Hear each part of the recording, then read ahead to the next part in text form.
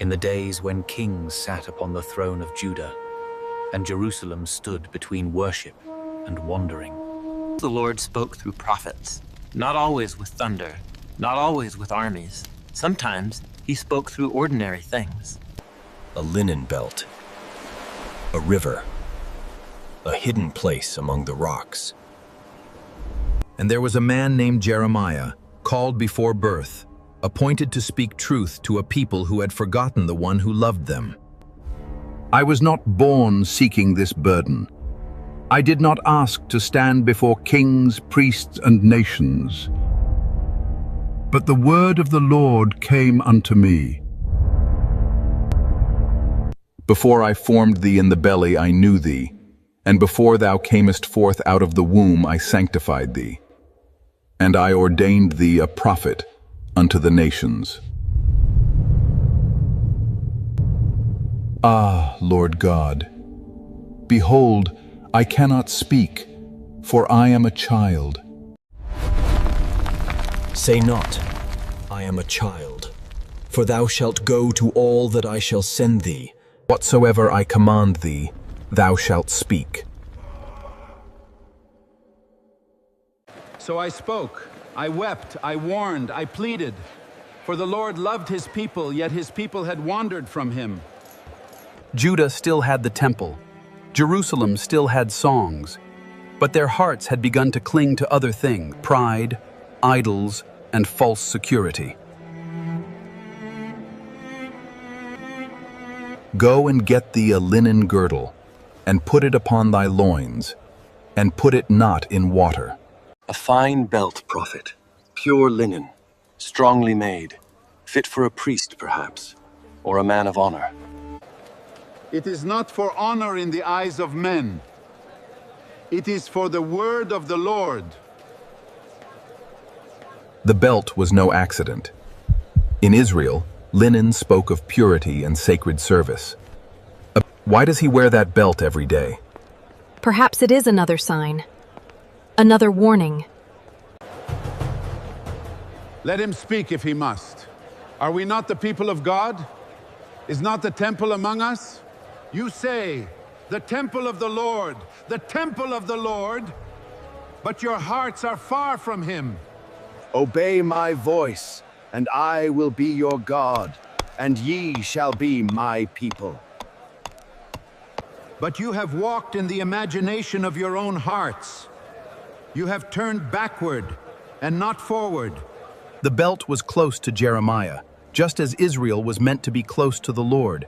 They were called to cling to him. For as the girdle cleaveth to the loins of a man, so have I caused to cleave unto me the whole house of Israel. This was your calling, Judah, to cling to him, to be his people, to be unto him for a name and for a praise and for a glory. Take the girdle that thou hast got, and arise. Go to Euphrates, and hide it there in a hole of the rock. To Euphrates, Lord, to the great river, far from Jerusalem, far from the temple. The word of the Lord is not given for comfort only. Sometimes obedience is a road through dust, silence, and questions.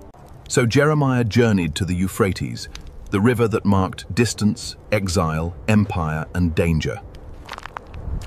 The place was a symbol, far from the city, far from the altar where the people claimed to belong to God.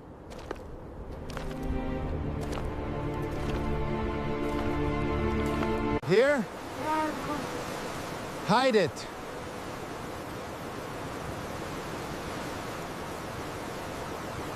Once close, now hidden. Once worn, now separated. The belt was removed. It no longer clung to the prophet. It was left exposed to dampness, decay, and ruin. Lord, your people do not know what distance does to the soul. My people have committed two evils. They have forsaken me, the fountain of living waters, and hewed them out cisterns, broken cisterns, that can hold no water. Peace! Peace! No harm will come. Jerusalem cannot fall. But there is no peace when the heart wars against God. The belt lay hidden. The days passed. And as the belt remained separated from its wearer, the message grew stronger in silence. Arise, go to Euphrates, and take the girdle from thence, which I commanded thee to hide there. Many days later, the prophet returned. The journey that once carried obedience now carried revelation. Behold, the girdle was marred. It was profitable for nothing. Lord, this was once clean, once useful, once close. After this manner will I mar the pride of Judah and the great pride of Jerusalem. This evil people, which refuse to hear my words, shall even be as this girdle, which is good for nothing. Good for nothing, not because it was never loved, but because it would not remain close. This was the wound of the parable. The Lord had not called Judah to distance. He had chosen them for glory, praise, and holy purpose. That they might be unto me for a people, and for a name, and for a praise, and for a glory. But they would not hear. Prophet, what have you brought now? What happened to it? From closeness and hidden far away, now it is marred, useless, good for nothing. Because this belt is a mirror. Judah, you were made to cling to the Lord. But pride has pulled you away. Idols have stolen your devotion. Thou shalt have no other gods before me. Thou shalt love the Lord thy God with all thine heart. Hear ye, and give ear. Be not proud. Give glory to the Lord your God, before he cause darkness, And before your feet stumble upon the dark mountains. The warning was mercy.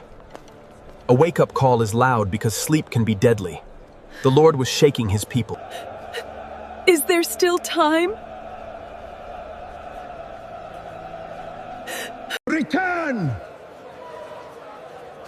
And if our pride resists, then let it break!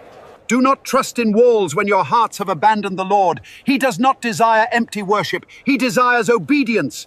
Jeremiah was not a cold messenger of doom. He was a weeping prophet. Every word burned in his bones. If ye will not hear it, my soul shall weep in secret places for your pride. Because the Lord's flock is carried away captive. The belt had become a sermon without ink. It declared that distance decays what closeness once strengthened. The Lord wounds to heal. He tears down what pride has built, that he may rebuild what grace desires. Yea, I have loved thee with an everlasting love. Therefore, with loving kindness have I drawn thee. Return before the fabric of your heart decays. Cling again to the Lord. Seek renewed closeness.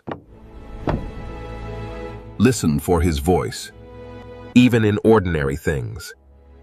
For the soul that clings to God finds life. Generations have passed, but the voice of truth still calls. Why does this mission matter today? Because the world is searching for light, and truth must still be proclaimed. Through media, through storytelling, through discipleship, the gospel is reaching the world. Where is this mission going next? To every tribe, every language, every soul willing to hear. A new era of discipleship has begun. Go ye into all the world, and preach the gospel to every creature.